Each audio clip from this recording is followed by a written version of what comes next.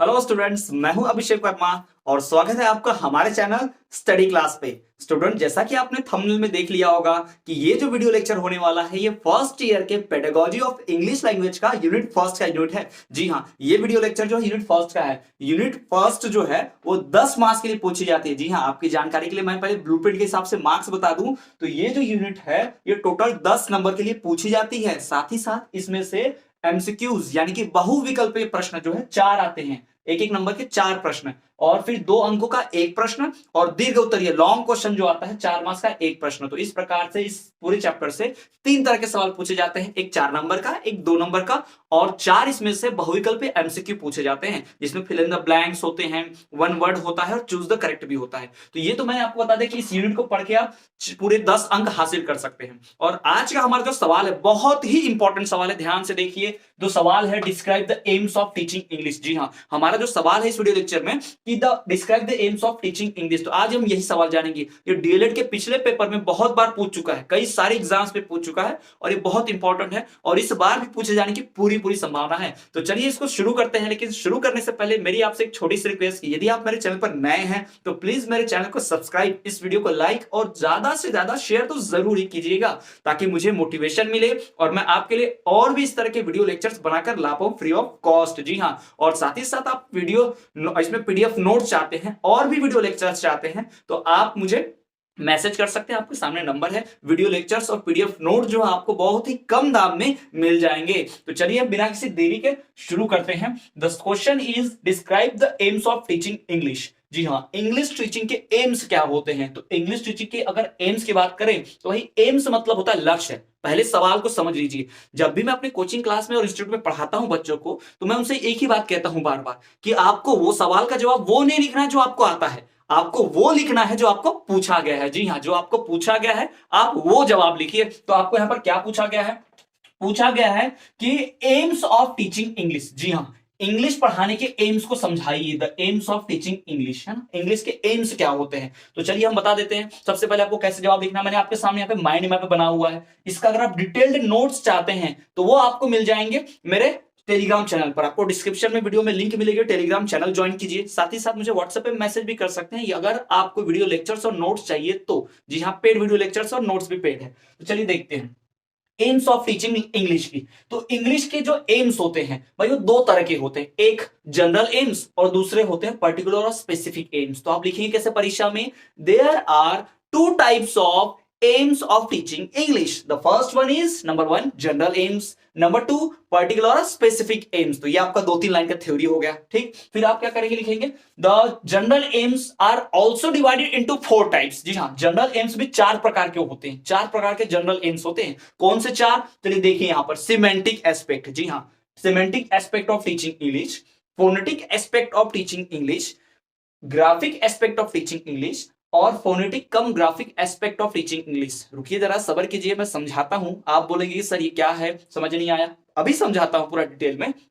तो semantic aspect, phonetic aspect, graphic aspect और phonetic cum graphic aspect, ये AIIMS है टीचिंग इंग्लिश के। जी हाँ, इंग्लिश पढ़ाने के तरीके हैं, मकसद है, लक्ष्य है, क्यों इंग्लिश पढ़ाना है। ठीक है, तो चलिए एक एक को हम समझ लेते हैं। सबसे पहला भाई सिमेंटिक एस्पेक्ट। अब सिमेंटिक एस्पेक्ट क्या होता है? आप नीचे हेडिंग लगाइए और बोलिए, आपको लिखना पड़ेगा वहां पर ना। एग्जाम में लॉन्ग थ्योरी लिख रहे भाई, प्रश्न लिख रहे तो हमें आना ही चाहिए, जैसा हमने 12वीं में पढ़ा होगा, तुमने लिखा होगा, है ना, बिल्कुल वैसे ही।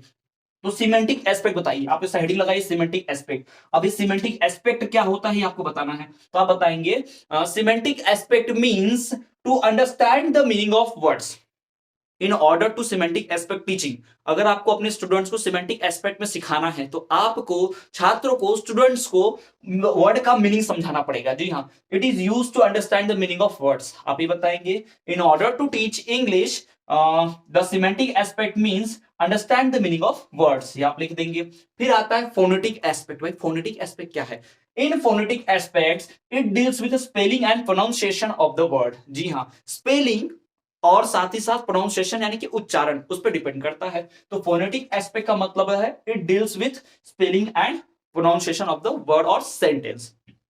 अगला ग्राफिक एस्पेक्ट, तीसरे की बात कर लेते हैं। अभी ग्राफिक एस्पेक्ट क्या होता है? ग्राफिक का मतलब बनाकर दिखाना, चित्र, ग्राफ वगैरह, ठीक है। तो ग्राफिक एस्पेक्ट क्या? Graphic aspect means it deals with the written form of language. जी हाँ, भाषा का लिखित रूप, रिटन फॉर्म। अगर मैंने ये सब लिखा हुआ है तो मैं आपको एक ग्राफिक एस्पेक्ट में समझा रहा हूं। कैसे? ये देखो मैंने यहां लिखा है, वो देखो वहां लिखा है, वो देखो यहां लिखा है। तो ये मैं अपने हाथ के इशारे से आपको जैसे दिखा रहा हूं, अपने पेन के इशारे से आपको दिखा रहा हूं, ये मैंने ऐसे से लिखा है, इसको ग्राफिक एस्पेक्ट बोलते हैं। जी हाँ, it deals with written form of language. अगर मैंने बोर्ड पे कुछ लिखा नहीं होता, खाली खाली होता, तो वहां पर ऐसा आपको इशारा कर रहा होता और आपको कुछ समझता नहीं समझता, क्योंकि भाई लिखा ही नहीं है। तो ये जो ग्राफिक एस्पेक्ट है ये सिर्फ रिटन फॉर्म, लिखे चीज के लिए काम आता है। जी हाँ, it deals with written form of language. ठीक, तो ये हो गया semantic aspect, phonetic aspect, graphic aspect. अब बचा तीसरा वाला। अब कहोगे सर जी तीसरा तो छूट गया, अभी बताता हूं। तो तीसरा जो है phonetic cum graphic aspect. Phonetic cum graphic, यानी इसमें फोनेटिक भी रहेगा, ग्राफिक भी रहेगा, यानी शब्दों का उच्चारण भी रहेगा, साथ ही साथ शब्द लिखे रहने भी होने चाहिए, यानी फोनेटिक कम ग्राफिक। अब बताएंगे आपको थ्योरी में लिखनी पड़ेगी कि भाई the aims of teaching English in phonetic cum graphic aspect is also divided in 2 types. जी हाँ, ये फोनेटिक कम ग्राफिक जो है ये भी 2 टाइप्स में बटा हुआ है। कौन से 2 टाइप में बटा हुआ है? तो सबसे पहला literary aspect, number 2 linguistic aspect. अब लिटरेरी लिंग्विस्टिक क्या, ये भी समझाता हूं, रुको जरा सब्र करो। तो लिटरेरी एस्पेक्ट का मतलब होता है it deals with ornamentation of language. जी हाँ, ये जो लिटरेरी एस्पेक्ट है ये लैंग्वेज के ऑर्नामेंटेशन से, उसकी उत्पत्ति से, उसके ओरिजिन से डील करता है। The literary aspect of general aims of teaching English depends upon ornamentation of language. ये हमें लिखना पड़ेगा। ऐसी थ्योरी हो गई, 3 लाइन की थ्योरी मैंने अभी बता दी। फिर दूसरा लिखेंगे आप, सब हेडिंग देंगे linguistic aspect. The linguistic aspect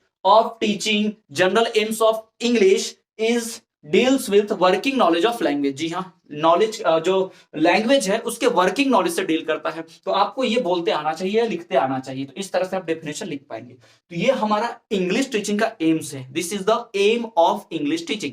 तो ये आपको आना ही चाहिए हर हाल में। अगर ये आपको नहीं आया तो फिर आप सॉल्व नहीं कर पाएंगे, लिख नहीं पाएंगे। और बता दूं कि इतना लिखने से नंबर नहीं मिलेगा, आपको ये लिख के आपको थ्योरी लिखनी पड़ेगी। जैसे मैंने ये तो याद करने के लिए बताया है कि एक पेज आप देखो, जैसे मैं साइड हो जाता हूं, आप स्क्रीनशॉट ले लीजिए। स्क्रीनशॉट लेके जब भी आप रिवीजन करने बैठोगे तो इतना देखोगे तो पूरा थ्योरी याद आ जाएगा। भाई इसको याद करके पूरा थ्योरी लिखना पड़ता है। सी ये फॉर्मूला है, समझो आप इसको इस्तेमाल करके पूरा थ्योरी लिखिए। कैसे? जैसे लिखा मैंने AIIMS of teaching English, arrow बना के 2 लिख दिया, तब इसकी थ्योरी क्या बनेगी?